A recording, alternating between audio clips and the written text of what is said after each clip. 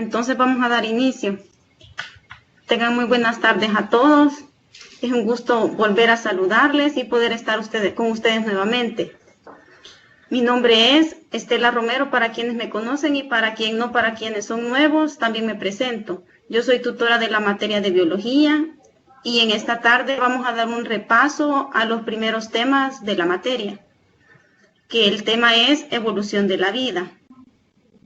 A lo largo de la presentación hay un espacio asignado para preguntas y respuestas, así que les animo a que participen, ya que este es un tema de que ya cada uno de ustedes, por ser los primeros, ya los han visto. Activen su micrófono o por medio del chat, ahí respondan, por favor. Vamos a dar inicio a la presentación. El contenido que vamos a tratar esta tarde son los temas de prueba de la evolución de la vida, teorías sobre el origen de la vida, pruebas de la evolución y características y funciones de los seres vivos. Vamos a comenzar con una breve introducción. La vida es parte integral del universo. Las características mínimas de todo ser vivo son aquellas que pueden ser realizadas por plantas y animales, virus, bacterias, etc. Se han identificado varias características comunes a todos los organismos que conocemos. Entre esas características podemos mencionar metabolismo, reproducción, adaptación, homeostasis, irritabilidad, estructura y crecimiento. Para dar inicio con el tema evolución de la vida, nos haremos dos interrogantes. ¿Qué es la vida y qué es un ser vivo? Con relación a la primera pregunta, existen diversas respuestas. Veamos alguna de ellas. Una de ellas se puede describir desde el punto de vista religioso, que ellos definen que la vida es el soplo o aliento de Dios dado al hombre. Este punto de vista también define la vida humana como un paso que conduce al alma, de la inexistencia a la plenitud eterna en un periodo de tiempo. La vida también es definida desde el punto de vista científico. Para ellos, la vida es todo sistema capaz de evolucionar por selección natural. Con relación a la pregunta, ¿qué es un ser vivo?, también existen diversas respuestas. Aquí podemos ver dos de ellas. Una de ellas dice de que un ser vivo define todo lo que puede nacer, crecer, reproducirse y morir. Todo ser vivo tiene, como decíamos, la capacidad de desempeñar diversas funciones. Otra respuesta a la pregunta, ¿qué es un ser vivo?, tenemos que es un conjunto de átomos y moléculas. Los seres humanos están constituidos por los mismos componentes físicos y químicos que todas las cosas sin vida, y obedecen a las mismas leyes físicas y químicas. Veamos algunas teorías que dieron origen al origen de la vida y las cuales sustentan este tema. Aquí podemos ver las teorías sobre el origen de la vida. La primera teoría es la teoría creacionista, la teoría de la generación espontánea, la teoría cósmica, la teoría bioquímica, las teorías de la evolución de Darwin y Wallace. Comenzaremos con la teoría creacionista. Esta teoría se debe a muchos avances, a los avances en anatomía, en química y en genética, y sobre todo en el estudio de grandes pensadores y científicos, como lo es Louis Pasteur, Darwin, Alexander Oparin, los cuales jugaron un rol mayúsculo en comprender que necesariamente todos los seres vivos provienen de un ser previo a quien los engendró.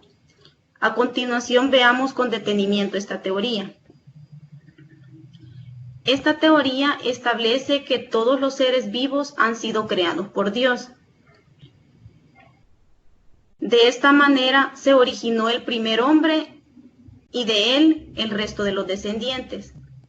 Esta teoría creacionista da relevancia a la importancia de la Biblia como libro sagrado de los judíos y cristianos.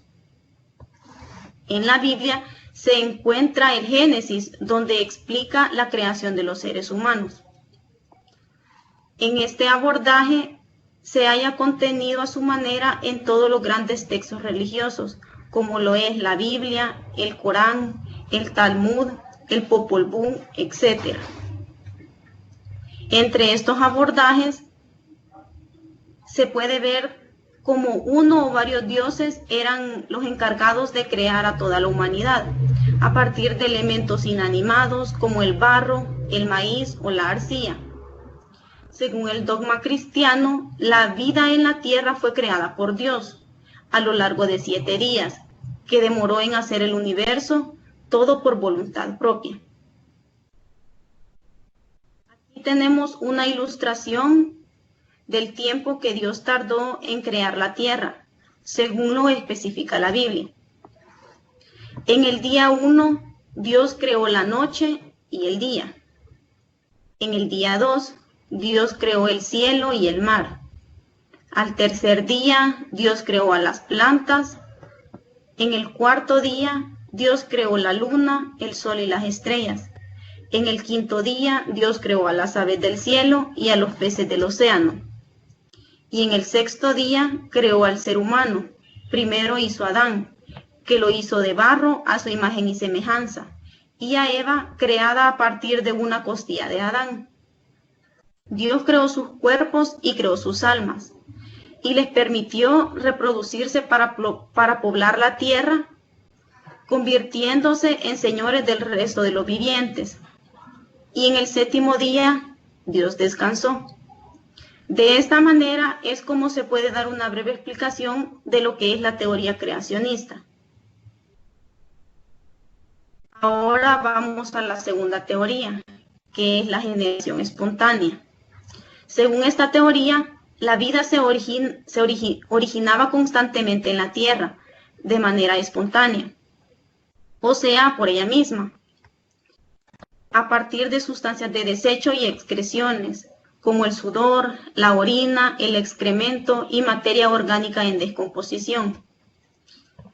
El término generación espontánea fue propuesta en 1870 por el biólogo Thomas Huxley. Aristóteles le dio una explicación teórica al establecer que estos se originaban por conjugación de 2 principios. Uno de ellos es el principio activo, que es la fuerza vital, y el segundo, que es el principio pasivo, que es la materia. La fuerza vital es el alma, que le da forma y movimiento a la materia.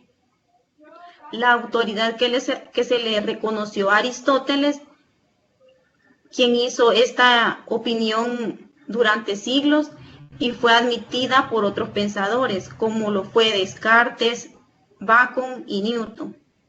En conclusión, los seres vivos nacen de forma espontánea y repentina, a partir de materia inanimada, la cual toma fuerza, forma y movimiento por acción de la fuerza vital presentes en la materia.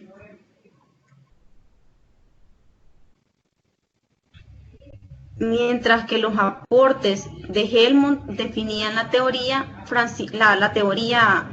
espontánea, Francisco Redi cuestionaba la teoría, afirmando que los seres vivos se originaban a partir de otros seres vivos.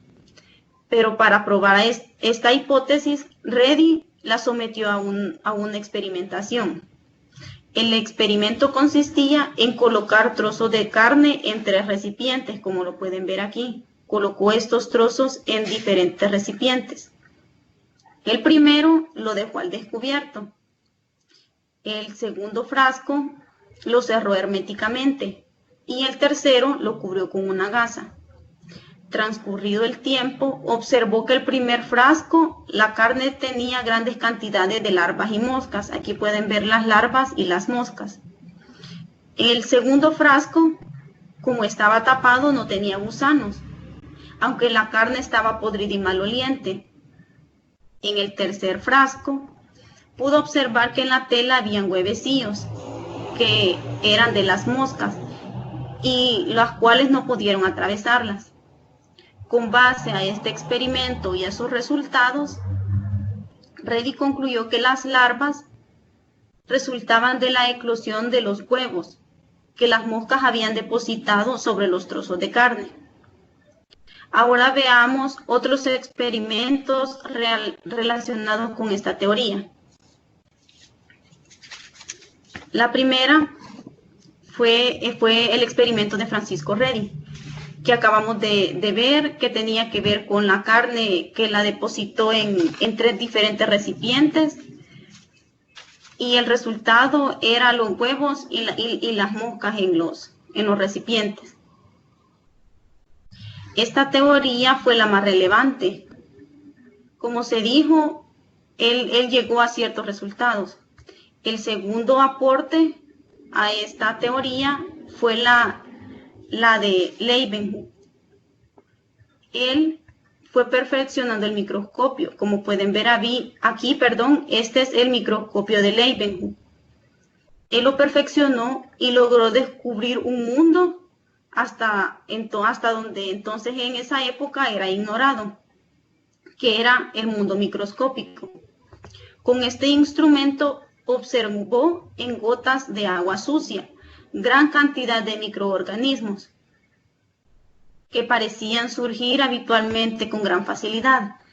Este descubrimiento de Leeuwenhoek fortaleció los ánimos de los seguidores de esta teoría generación espontánea. Ahora veamos el tercero, que era John Needham. Él fue otro defensor de la teoría de la generación espontánea. Él sostenía que la generación espontánea era una fuerza vital de la que se originaba la vida. Él hizo también un experimento. El experimento de él consistió en hervir caldo de res en 3 frascos diferentes, en los cuales los tapaba con corcho.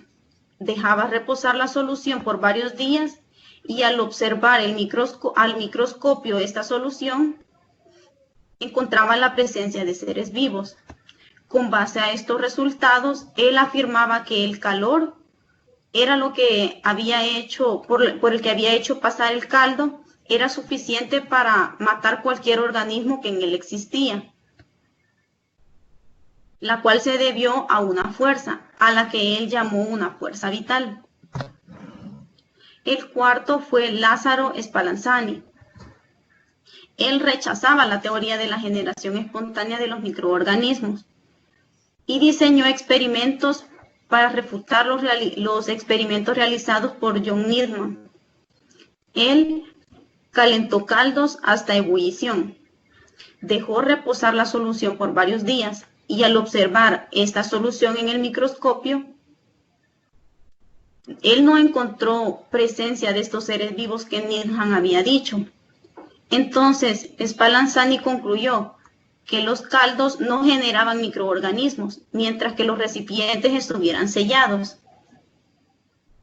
Y afirmaba que los resultados obtenidos por Needham se debió a que no utilizó la temperatura suficiente para eliminar los organismos que él vio en el microscopio. Ahora veamos el último aporte a esta teoría, que fue la de Louis Pasteur. Él realizó una serie de experimentos que eran encaminados a resolver todos estos problemas de la generación espontánea.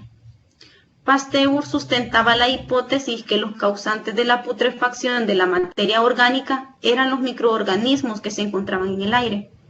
Para demostrar su hipótesis, realizó una serie de experimentos.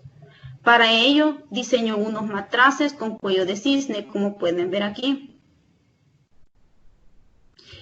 En estos matraces, él colocó líquidos nutritivos, que después hirvió hasta ebullición.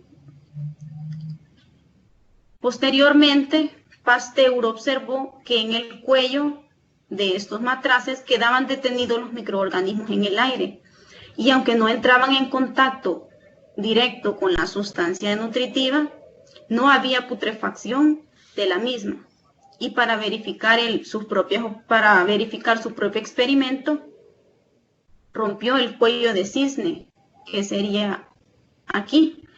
Él rompió el cuello de cisne y al entrar en contacto directo con el líquido, con el aire, los microorganismos presentaban una gran descomposición de los seres vivos.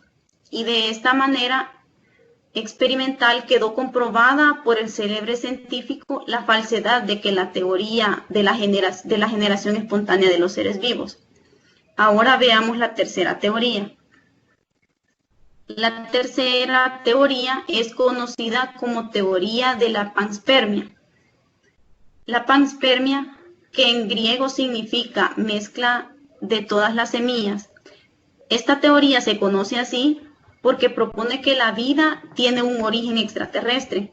Fue una explicación que surgió a finales del siglo XIX.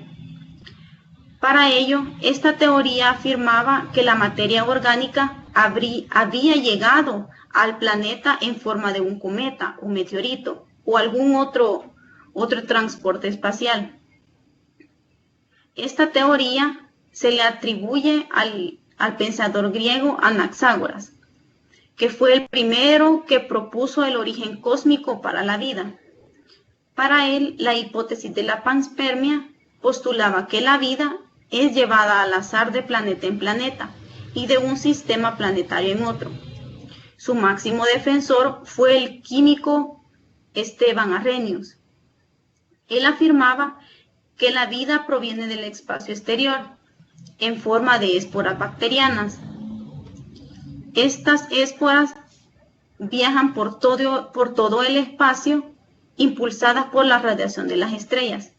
Dicha teoría se apoya en el hecho de que las moléculas químicas como aminoácidos, que son la base de la descomposición de las formas de la vida que conocemos, se pueden encontrar en muchos lugares del mundo. El astrofísico Fred Hoyle apoyó esta idea de la panspermia.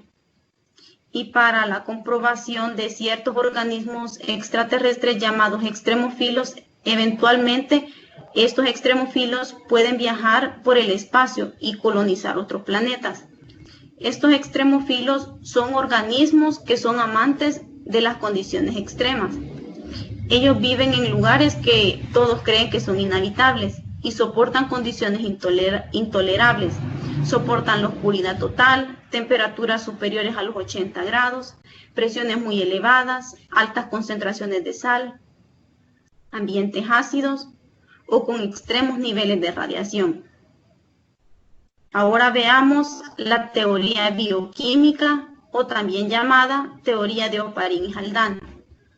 En 1929, Alexander Oparin demostró que el oxígeno atmosférico impedía la síntesis de moléculas orgánicas, que son constituyentes necesarios para el surgimiento de la vida.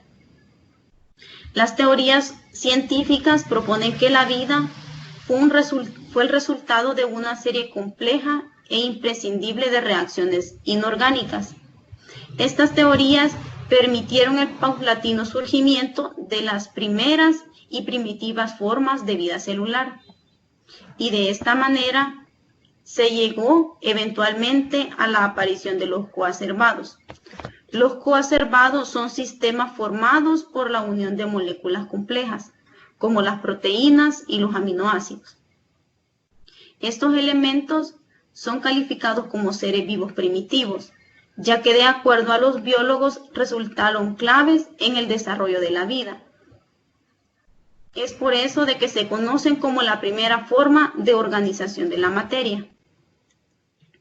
Veamos la siguiente teoría, que es la teoría de la evolución de Darwin y Wallace. ¿Pero qué se entiende por evolución? Evolución biológica es el conjunto de transformaciones o cambios a través del tiempo, que ha originado la diversidad de formas de vida que existen sobre la Tierra a partir de un antepasado común. Cuando nos hablan sobre la evolución del hombre, pensamos en la típica imagen de la línea de la evolución humana. Este tipo de representaciones viene desde exposiciones de museos hasta dibujos animados. La evolución se representa como una progresión lineal de lo primitivo hasta lo avanzado. Darwin y Wallace hicieron ciertos postulados y sus causas fueron presentadas en 1859 y pueden resumirse en 5 postulados. El primero, conocido como sobreproducción. En este postulado, los organismos, debido a su prodigiosa capacidad de reproducirse, producen más descendencia de la que puede llegar a sobrevivir y llegar a la madurez. Aquí vemos un ejemplo de una cría de caimanes. De todas estas crías que logran nacer, un bajo porcentaje logra sobrevivir y llegar a la madurez, porque la mayoría o son cazados o no encuentran alimento y mueren. El segundo postulado es la constancia del tamaño de la población. Tenemos el ejemplo de una colonia de suricatos. Estos mantienen un promedio de miembros constantes en su población, debido a que muchos son víctimas de la caza por parte de otra especie. El otro postulado es la variación. Todos los miembros de una especie pueden presentar variaciones en muchas de sus características. Aquí tenemos el ejemplo del tigre de Bengala. El tigre de Bengala real o tigre indio es una subespecie de tigre que habita en la India. Su piel es generalmente de color naranja, como pueden verlo aquí, o leonado. Existe una mutación genética en esta especie que produce que la piel naranja sea sustituida por el color blanco. A estos tigres se les conoce como tigres blancos, o también se conoce como tigres dorados. Veamos el cuarto y quinto postulado. El cuarto es la selección natural. Este es un fenómeno esencial de la evolución con carácter de la ley general y que se define como reproducción diferencial de los genotipos en el seno de la población biológica. Como podemos ver aquí en este postulado, he puesto el ejemplo de la velocidad de un guepardo, pero ustedes preguntarán qué tiene que ver la selección natural con este ejemplo. Este animal puede recorrer hasta una velocidad de 115 kilómetros por hora, pero ¿cómo es que este animal ha llegado a recorrer ese kilometraje? Es porque ellos se crían en un ambiente donde los recursos de alimentación son muy escasos. Entonces, los guepardos, porque tienen la mayor velocidad, fueron los que primero atrapan la presa y logran sobrevivir. Entonces, los animales más lentos mueren por la desnutrición, mientras que los más rápidos pueden reproducirse, transmitiendo a sus hijos los genes para mayor capacidad de reacción y musculatura para correr. Ahora vemos la quinta. La herencia es la capacidad de un organismo para transmitir toda su información. Es la información genética a toda su descendencia. La base de la herencia es el ADN y la genética es la ciencia que se encarga del estudio de la transmisión de los caracteres o rasgos a través de generaciones. Como podemos ver, la herencia no solamente se da en los humanos, también se da en los animales. Aquí tenemos el ejemplo del perro samoyedo, en el cual este animal hereda características fenotípicas, como lo es la estatura, el peso, el color, ya sea el color del cabello, el color de los ojos, su inteligencia y patrones de comportamiento, entre otros. Ahora vamos a un espacio para las preguntas. La primera pregunta es: ¿qué se entiende por un ser vivo? ¿Alguien que me pueda contestar qué ha entendido por un ser vivo? Pueden ocupar el chat o pueden activar su micrófono.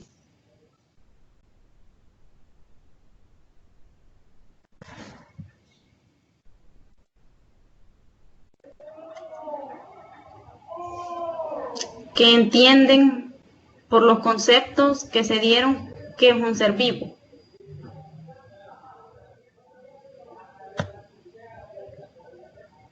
Me dice Andrea que no me puede ver, dice. No sé si alguien más puede visualizarme en la videoconferencia. Aquí me contestó Ileana que entiende ella por un ser vivo. Ella entiende que es la capacidad que se tiene para evolucionar y adaptarse, así es. Todo ser vivo tiene esas como características dentro de sí. Según en forma religiosa, es un soplo de Dios, dice Andrea, así es. Son los humanos y plantas, sí, todo ser vivo, sí. Ya sea una planta, un animal, un humano, algo así entendí, dice Andrea. Es el que puede nacer, crecer, reproducirse y morir, dice. Así es, eso es un ser vivo. Ahora vamos aunque dos más están escribiendo, esperemos la respuesta de ellos para seguir con la segunda pregunta. Es algo que tiene vida, sí, así es, sí, todo ser vivo tiene vida. Es un ser vivo, dice Meléndez, es un conjunto de átomos y moléculas, el cual nace, crece y reproduce, y también es un conjunto de átomos y moléculas. Así es, esos son dos diferentes conceptos desde el punto de vista religioso y desde el punto de vista científico. Ahora vamos a la segunda pregunta. ¿Cuál fue el experimento que realizó Francisco Redi?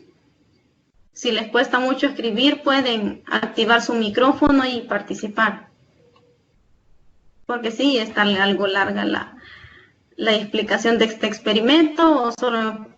Sí, es el de la carne, Liana. Fue el de la carne, sí, Andrea. Fue el experimento de la carne, el que hizo Francisco Redi.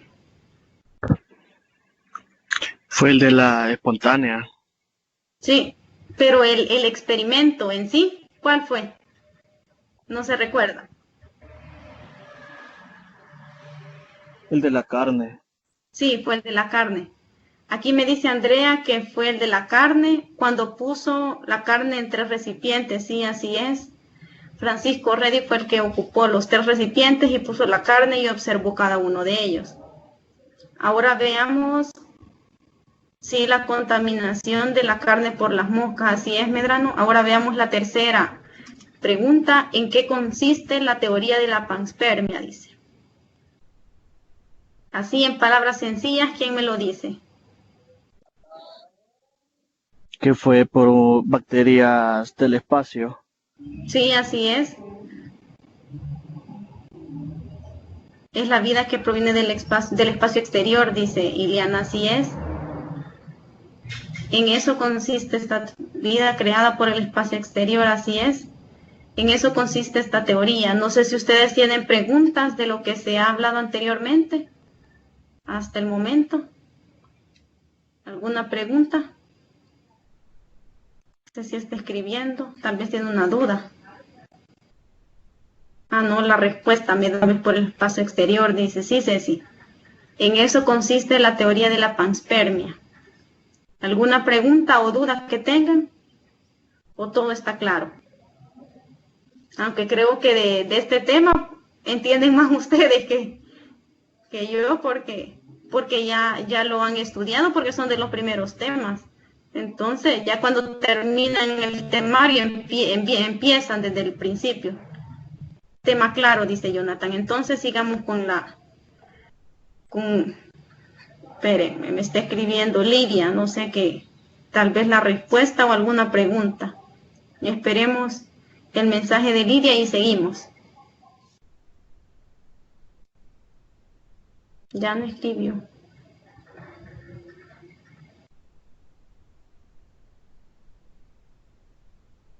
Puede activar el micrófono también, Lidia.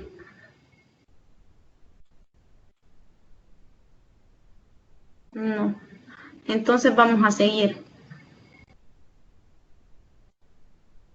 Vamos a seguir con el siguiente tema, que son las pruebas de la evolución. Aquí pueden ver la lista de todas las, de 2, 4, 6, de 8 pruebas de la evolución que hay. Entonces vamos a ver el concepto o en qué consiste en cada una de ellas. La primera son las pruebas paleontológicas.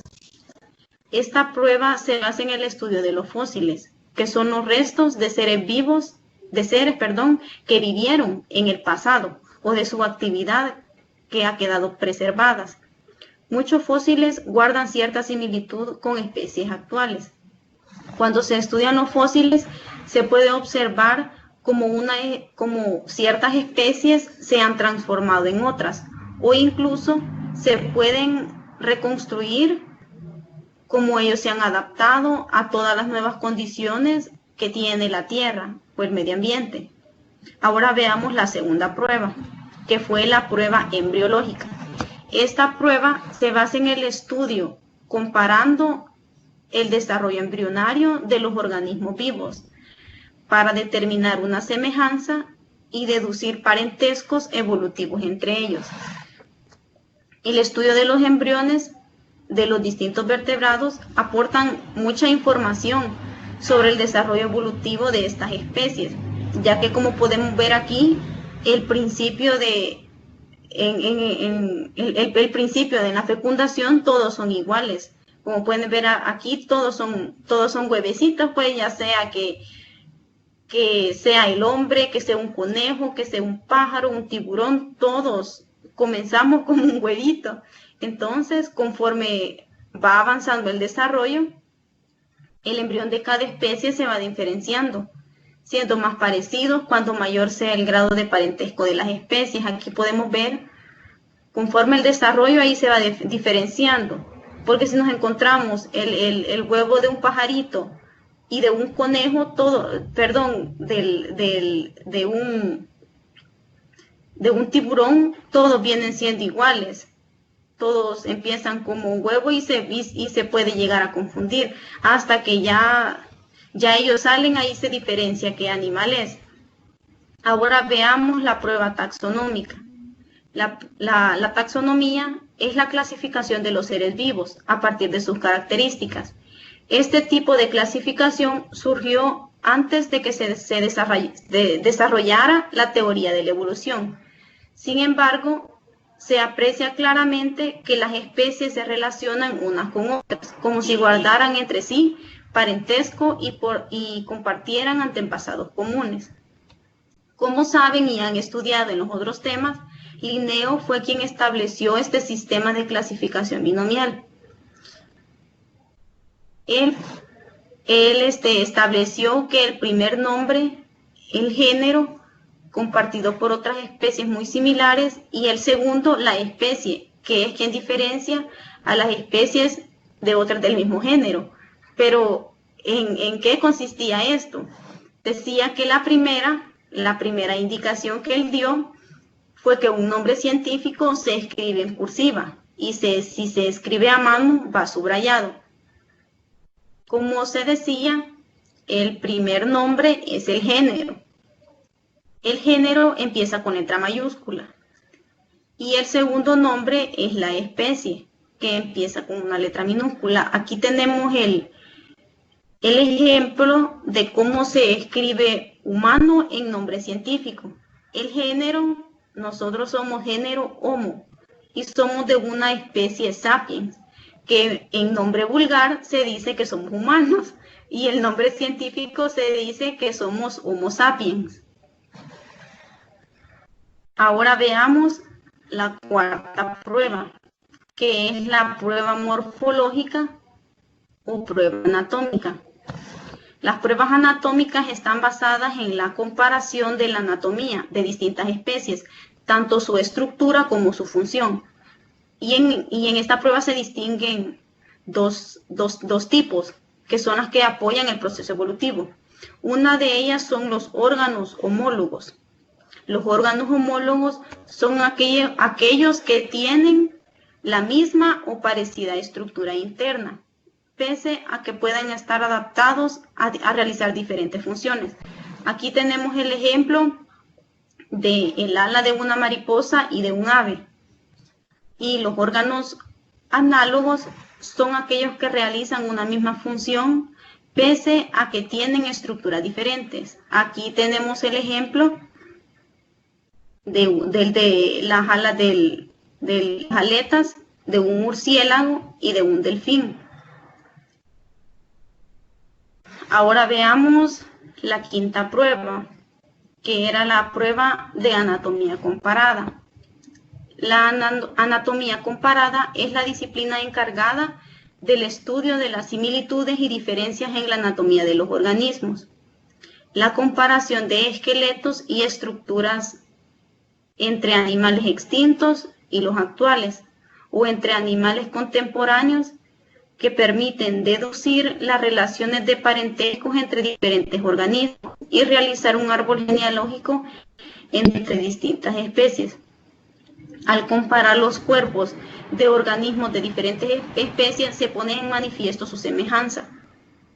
Aquí podemos ver cómo esta prueba puede comparar el ala de un murciélago, la aleta de una ballena, la pata de un gato y la mano humana.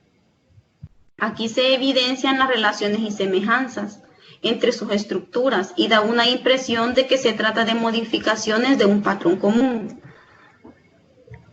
Ahora veamos las pruebas bioquímicas. Estas pruebas se basan en la comparación de los distintos organismos a nivel molecular.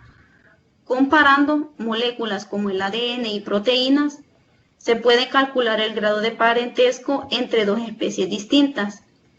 Cuando mayor sea el parentesco, más coincidencias tendrán sus moléculas. Aquí podemos ver el porcentaje de aminoácidos idénticos a los de una cadena de globina humana. Aquí podemos ver que el ADN del chimpancé tiene un 95% de parentesco con la del humano, lo que indica que ambas especies tienen un grado de parentesco muy cercano. Por eso es de que hay quienes que dicen que nosotros venimos del mono, aunque sabemos que no es así. Aquí vamos a la prueba de distribución geográfica. Esta prueba se basa en el estudio de la distribución geográfica de las especies. La teoría de la evolución señala que los organismos que habitan juntos evolucionan de manera similar, pero cuando ciertas poblaciones quedan aisladas, evolucionan hacia formas diferentes. Ahora veamos la última prueba, que es la prueba de adaptación y mimetismo. El mimetismo son mecanismos fundamentales para la supervivencia de muchas especies y han dado lugar a animales con formas y colores muy diversos. Aquí tenemos el ejemplo de un camaleón. El objeto de este animal es engañar a los sentidos de los demás animales. Entonces los induce a ellos a determinar cierta conducta. Los casos más conocidos afectan a la percepción visual, como en este caso, porque aquí se puede ver y se diferencia que es una hoja seca, pero no. Aquí se puede ver que es un camaleón porque aquí tiene las patas, aquí tiene las orejas, pero viéndolo detenidamente sí se puede llegar a reconocer que eso es, pero a simple vista un animal no lo puede diferenciar. Entonces con esta prueba él no puede ser no puede ser que se lo coman los demás animales o cualquier cosa. Y también hay mimetismo auditivo, olfativo y táctil. Otro ejemplo de esta prueba, y que posiblemente tal vez no le hayan tomado mucha importancia, es el del dinosaurio. En la película de Jurassic, en la última, ahí aparece un dinosaurio grande que es un dinosaurio modificado, y este tiene la capacidad de poder camuflarse en el medio que lo rodea. Ahora vamos a otro espacio para preguntas.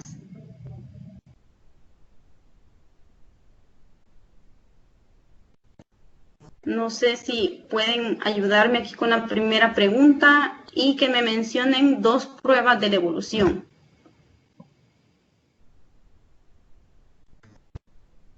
Alguien que me diga, que me mencione dos pruebas de la evolución. Hay 19 participantes. Hay 19. Alguien que me diga, que me mencione dos pruebas. bioquímica y embrionaria, me dice Medrano. Así es. Vimos 8 pruebas. Ahí tienen de dónde escoger. Solo menciónenme 2. Taxonómica y paleontológica, me dice Ileana. Así es. Paleontológicas y embriológicas, me dice Daniela. Paleontológicas, dice Ceci. Ahora veamos la segunda pregunta. ¿En qué consiste la prueba de adaptación y mimetismo? Pueden activar su micrófono para poder contestar la segunda pregunta. ¿En qué consiste? ¿O qué han entendido en qué consiste la prueba de adaptación? En pocas palabras, el camuflaje, así es, Ceci. En eso consiste en sí esa prueba. Ahora veamos la tercera pregunta. Supervivencia de muchas especies, dice Silvia, así es. Por eso ellos usan el camuflaje, para poder sobrevivir.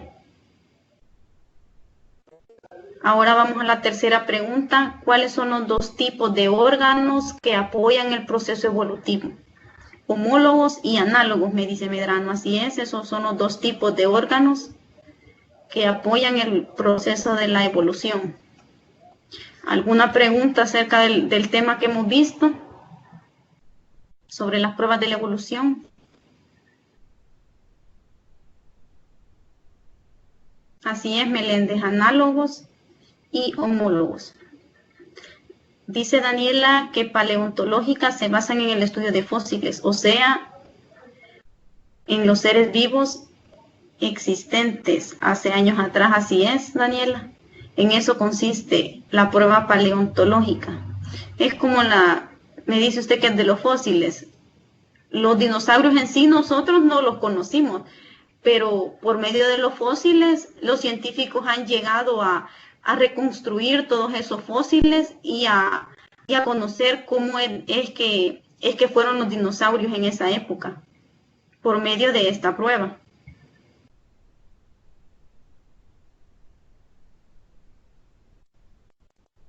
Sí, en eso se basa la prueba paleontológica, Meléndez. En los seres que existieron en años antiguos. ¿Tienen alguna pregunta, duda, algo que no les haya quedado claro sobre lo que hemos visto hasta el momento? ¿O todo está clarito? Todo bien, dice Ceci. Entonces vamos a seguir con el siguiente tema. Todo claro, dice Jonathan. Entonces vamos a seguir con el siguiente tema, que son las características y funciones de los seres vivos. Para comenzar este tema, nos hacemos siempre la pregunta ¿qué es un ser vivo? Pero como ya hemos respondido a las preguntas, entendemos que un ser vivo es un organismo de alta complejidad que nace, se nutre, crece y alcanza la capacidad para reproducirse y muere. Un ser vivo es un organismo como un árbol, un conejo, una oruga, un pez, así como también microorganismos como las bacterias, las levaduras, los protozoarios, que de manera autónoma realizan funciones características de los seres vivos. Como decíamos al principio de la presentación, todo ser vivo tiene la capacidad de desempeñar ciertas funciones. Ahora veamos cuáles son esas funciones básicas de la vida. La primera de ellas es el metabolismo. El metabolismo es la suma de todas las reacciones químicas de la célula que permiten su crecimiento, conservación y reparación. Recibe el nombre de metabolismo. Como han visto en los otros temas, el metabolismo puede ser catabólico o anabólico. El catabolismo consiste en la degradación de sustancias complejas a sustancias simples o sencillas. Y el anabolismo es la formación de sustancias complejas a partir de sustancias sencillas o simples.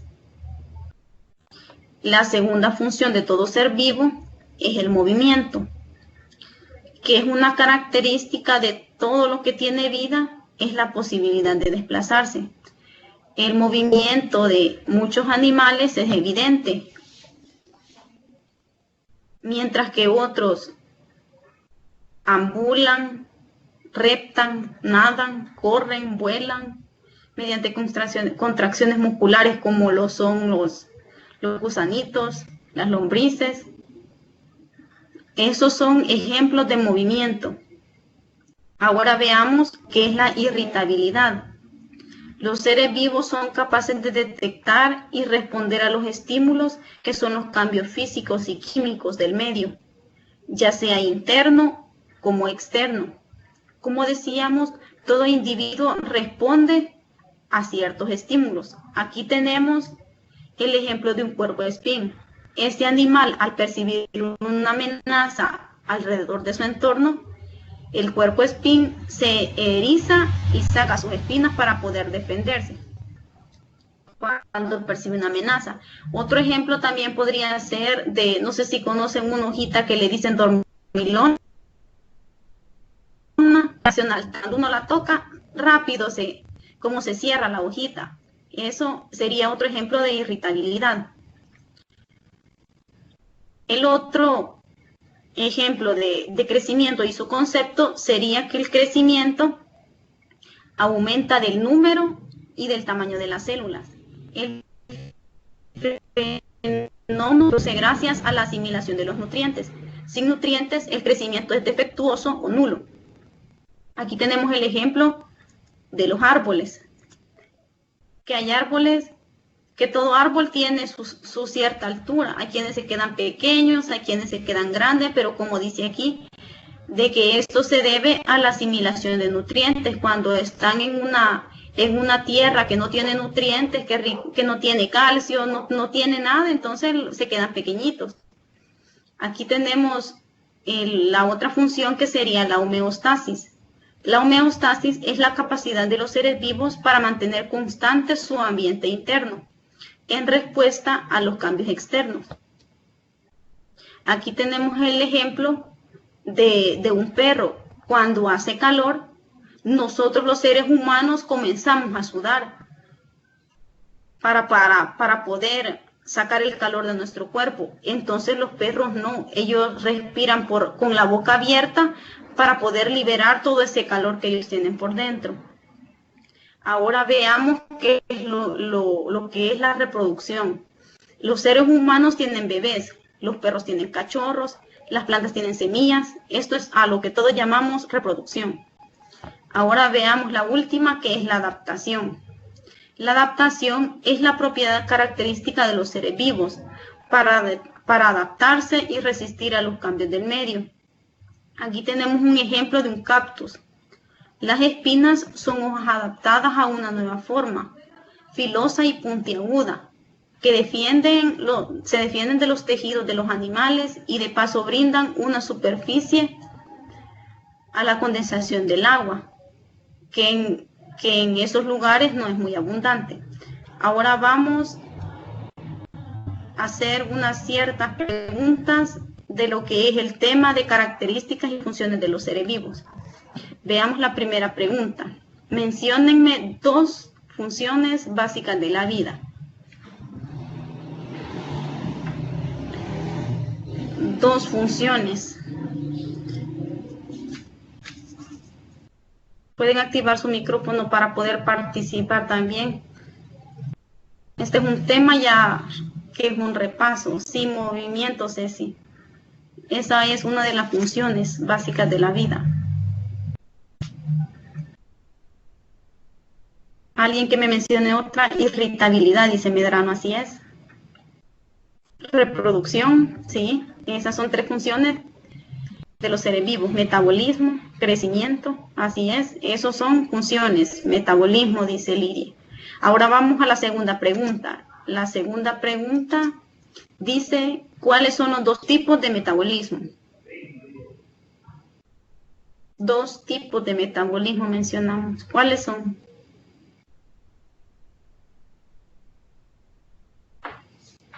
¿Alguien que le pueda dar respuesta a esta pregunta? Anabólico y catabólico. Sí, así es. Esos son los 2 tipos de metabolismo. Dígame. Vaya, ahora vamos aquí a contestar un anabolismo y catabolismo, dice Medrano, y Silvia dice que es catabolismo. Así es, esos son los 2 tipos de metabolismo.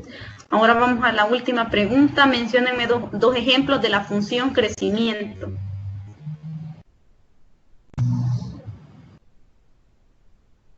¿Alguien que me dé 2 o 1 ejemplos? ¿Sería el aumento de tamaño? Sí, así es. Mencióneme 2 ejemplos, rapidito, 2 ejemplos.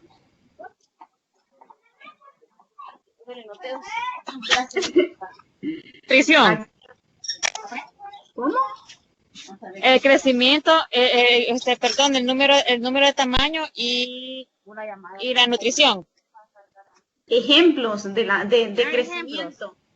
De crecimiento. Aquí me dice Silvia, me está dando 3 ejemplos, los árboles, los animales y los humanos. Así es, Silvia. El crecimiento de las células, dice Daniela.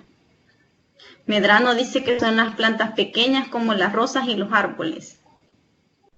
Y dice Lidia que los seres vivos, así es, nosotros también somos un ejemplo del crecimiento, porque todos nacemos chiquitos, llegamos adultos y crecemos. Esos son ejemplos de crecimiento. No sé si tienen alguna pregunta, algo que no les haya quedado claro de los temas que hemos visto.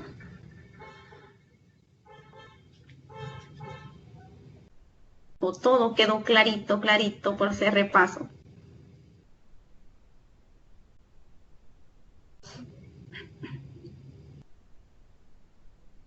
¿No hay preguntas, dudas?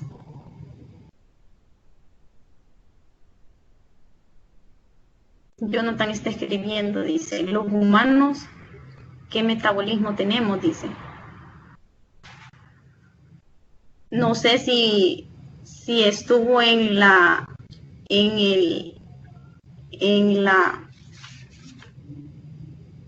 videoconferencia de este tema y explicamos del catabolismo y del anabolismo. Los seres humanos tenemos los 2 y explicábamos por qué. ¿Por qué tenemos los dos tipos de metabolismo? Decíamos de que el anabolismo es como una fuente de energía para nuestro cuerpo. Cuando nosotros comemos, esos son fuentes de energía, todo lo que nosotros comemos. Y el catabolismo es la degradación, y ahí les ponía yo el ejemplo de que cuando se hacen ejercicios anaeróbicos, entonces tenemos los 2 tipos de metabolismo, Jonathan. Todo claro, dice Lidia. Entonces no hay preguntas. Nada más la que Jonathan hizo. ¿Nadie más tiene preguntas?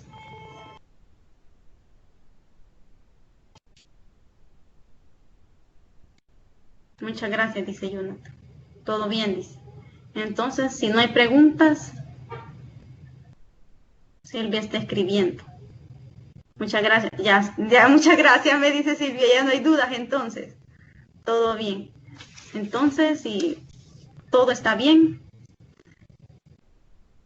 nos despedimos con una frase de B.B. King que dice que lo maravilloso de aprender algo es que nadie nos puede arrebatar eso. Entonces es bueno que todos aprendamos algo cada día. Y les agradezco a todos los que han participado.